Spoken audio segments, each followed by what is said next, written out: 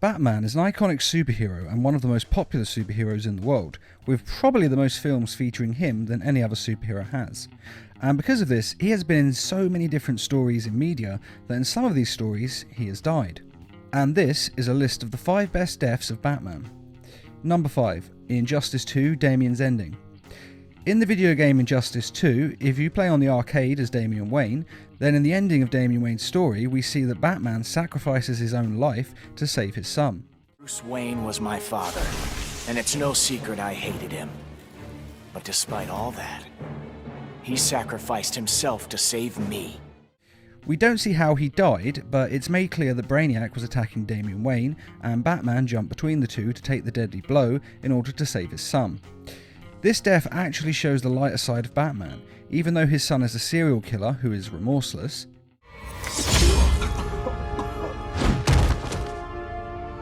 Problem solved. Who's next? Damn it, Damian! and has even killed Batman's adopted son, Dick Grayson, even after all this, Batman still loves him and sacrifices his own life to save the last member of his bloodline.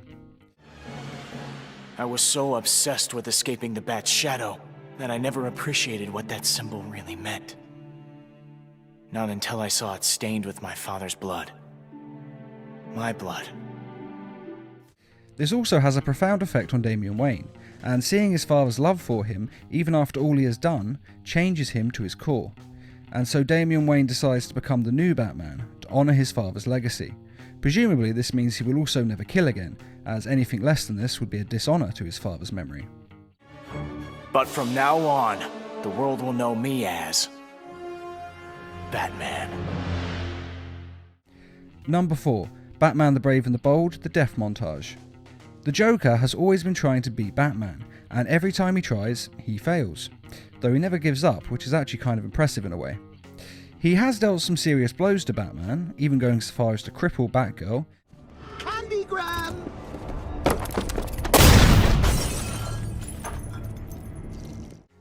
and kill the Jason Todd Robin. Jason. But he has never truly beaten Batman. That is, until he gained the powers of a god, and even Batman struggles against that kind of power. This was a classic story in the comics that was retold in Batman the Brave and the Bold. In that show we see Batmite, who is a being from the 5th dimension who worships Batman and is his biggest fan. The whole reason I've come back is I want to see the ultimate face-off! Your obsession with me is flattering, Batmite, but it's not healthy. And because he's from the 5th dimension, he has godlike power. And he decides to give Batman his powers. Unfortunately, when he fires his powers at Batman, the Joker is hit instead and gains his godlike abilities. Joker then beats Batman by killing him. Nice try, Joker. Then killing him again. Power! Then again, and again. He dies a lot in this episode.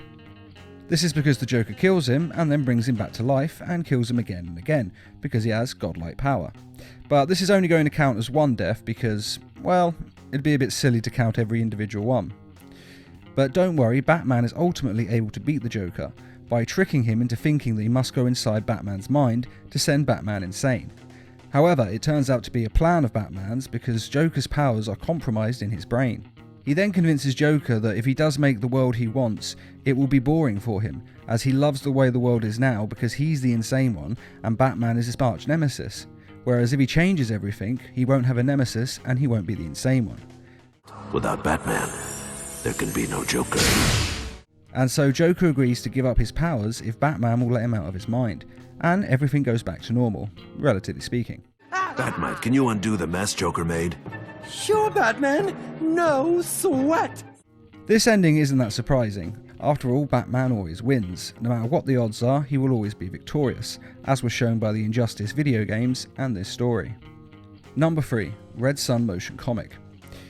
Now, the Red Sun motion comic was an alternate universe in which Superman's space pod lands in Russia instead of America, and so he is raised by the values of Russia and the glories of communism. Superman, pride of the Soviet state, symbol of our military might.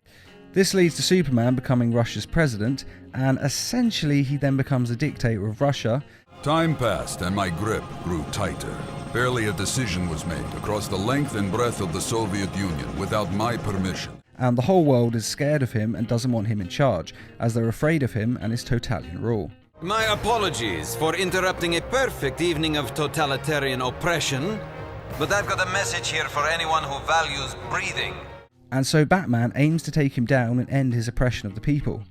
He captures Wonder Woman and then uses her as bait to lure in Superman. And when Superman arrives, Batman then activates a series of lamps that give off red sun radiation, negating Superman's powers and enabling them to fight on equal terms. Well, not really equal, after all this is Batman we're talking about, so he's obviously more skilled. And though it may seem that Batman is going to win, it doesn't quite go his way. As I said, Wonder Woman is also there. She's tied up by her lasso of truth. And in this universe, she is deeply in love with Superman, kind of like in the Injustice games, but in the Red Sun universe, Superman uses this love to manipulate her more, and in this instance, he has her break her lasso of truth. And since the lasso of truth is connected to her by magic, when she snaps it, she snaps a part of herself and deeply damages her mind. But once she is free, she destroys the red sun radiation lamps and Superman's powers return. And so Superman is about to take down Batman when he says that before the fight he placed a bomb inside himself in case the fight didn't go his way. And he then detonates the bomb, killing himself and making him a martyr to the cause of taking down Superman. If you haven't seen this motion comic, then you definitely should. It's on YouTube and I'll put a link in this video's description because it is an absolute classic and so much better than that Zack Snyder Batman vs Superman rubbish. Number 2. Batman the Brave and the Bold, Batman retires. We have another Batman the Brave and the Bold death in a story of Batman's future that's narrated by Alfred, in which we see Batman's ultimate fate in that universe. Batman defeats his arch-nemesis, the Joker, and decides to retire as a crime fighter, passing the Batman mantle to Dick Grayson. And so the mantle of Batman was passed, and justice endured. Batman endured. He then settles down with his longtime love interest, Selina Kyle, who is of course Catwoman. After all, even crime fighters need love. The two marry and they have a son together that they name Damian Wayne, though this Damian Wayne is a lot different to the one we're used to seeing in the New 52 movies. Namely, he's not nearly that aggressive, and though his parents teach him the skills of being a crime fighter, he doesn't really take to being a superhero. And it looks like he may grow up not to be a superhero at all, as it's not what he wants to do. I don't know if I can live up to the Batman legacy, Dick. I don't know if I want to. If I mess up, people get hurt. That is until fate intervenes, along with the Joker's alleged son. One day, when the Wayne family are at the Batman Museum in Gotham, it is attacked by a man claiming to be the Joker's son. After all, I am the Joker's son. During this attack, both Bruce and Selina Wayne are killed, and Damian loses his parents. No! This tragedy changes Damian, just as Bruce Wayne was changed by watching his parents die in front of him. And so Damian is forged into a crime fighter, and he joins Dick Grayson and becomes the new Robin. There's a new Robin in town, too. It is then revealed that the Joker is not dead, and has been in hiding all this time, and that he is the one who orchestrated Bruce Wayne's death by training and sending his fake Joker son to kill him, as he knew that Bruce Wayne was Batman. Oh, how'd I know? I'm crazy, not stupid, remember? But together, the new Batman and the new Robin bring the Joker and his fake son to justice, and become the new crime-fighting dynamic duo of Gotham. Good job, kid.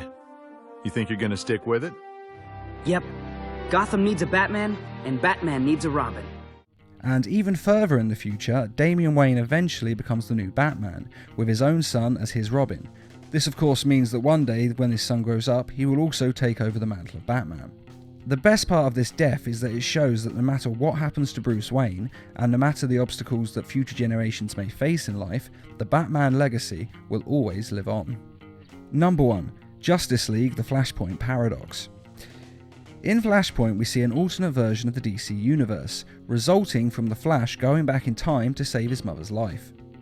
His altering of the past caused ripples throughout time. These ripples change key events in DC history. Break the sound barrier and there's a sonic boom.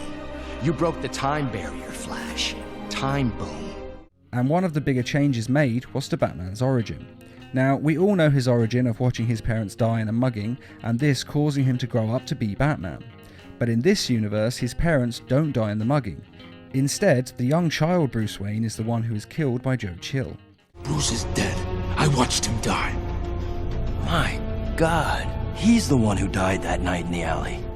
Who is then beaten to death by Bruce Wayne's father, Thomas Wayne. This change in time causes his father to then become Batman instead, while the event sent his mother insane and turned her into this universe's version of the Joker.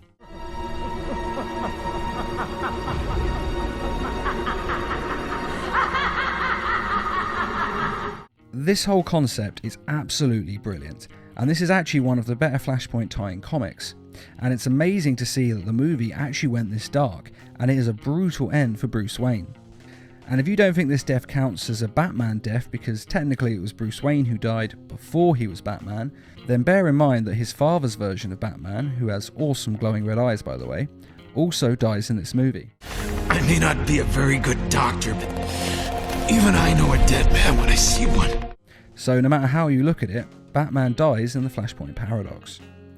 And that is the 5 best deaths of Batman. Do you agree with this list, or is there another death that you think should have been mentioned? And which of these deaths is your favourite? Be sure to let us know in the comments, and I'd just like to say a quick thank you to those of you who made this video possible by donating to the Needle Mouse Productions page on Patreon. Patreon is enabling us to bring you more videos each week and to raise funds for adapting comic book stories into short animated films. If you wish to donate or just want to learn more, a link is in this video's description. And as always, thanks for watching and feel free to subscribe, share, like and comment.